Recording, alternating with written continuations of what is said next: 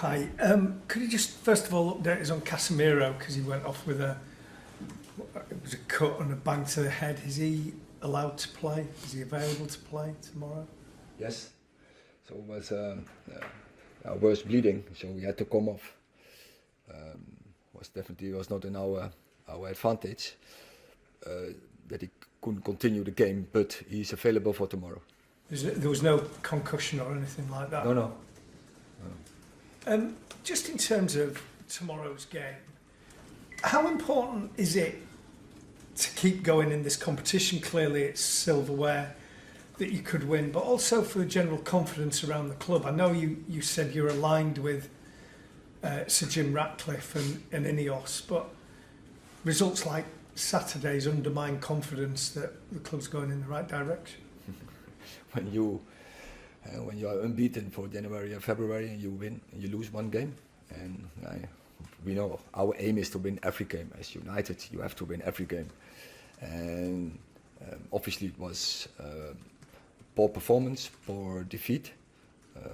We are aware of this, and we want to stay in every competition. So on your first question, we have to win tomorrow, but that doesn't change our approach, because that is for every game.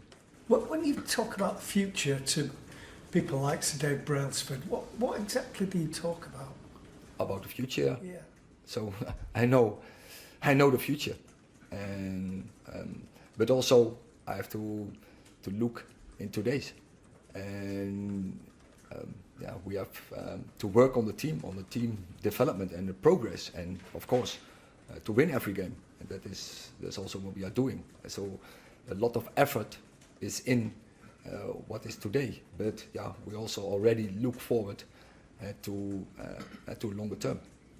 Speaking about working with the team, Eric, I don't know if you saw any of the Monday Night Football coverage last night, but Jamie Carragher was dissecting your team's out of possession performance, and he was looking specifically at the Fulham game, and he said that from what he could work out, you were trying to press high and also do a low block at the same time. I mean, when you hear things like that, is that a fair criticism of what you see unfold on the pitch?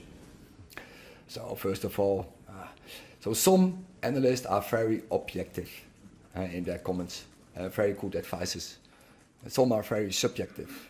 So Jamie Carragher is one of them. From the first moment on, he's criticized, and now he wants to make his point.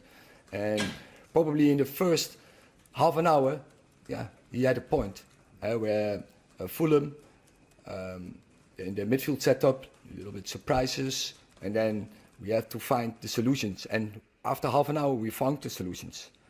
And where we are, I was not pleased with the performance in defending, especially there over the left side, how we did the pressing, because they came out, especially in the first half an hour, several times over the left side. Can't happen.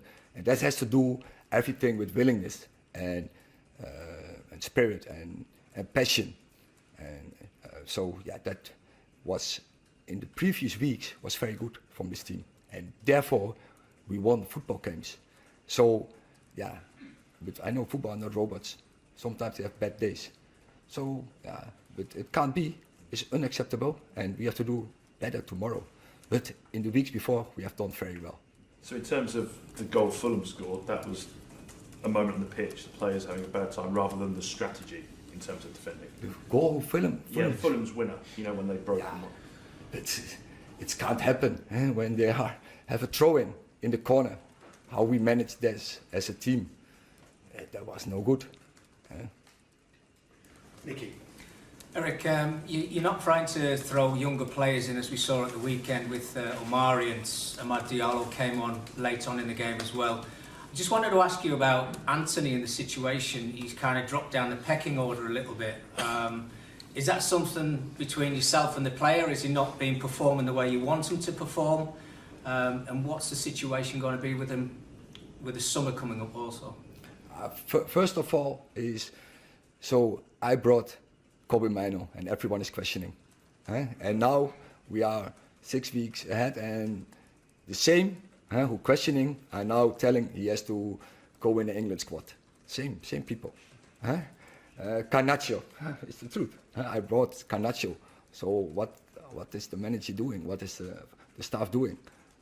But similar.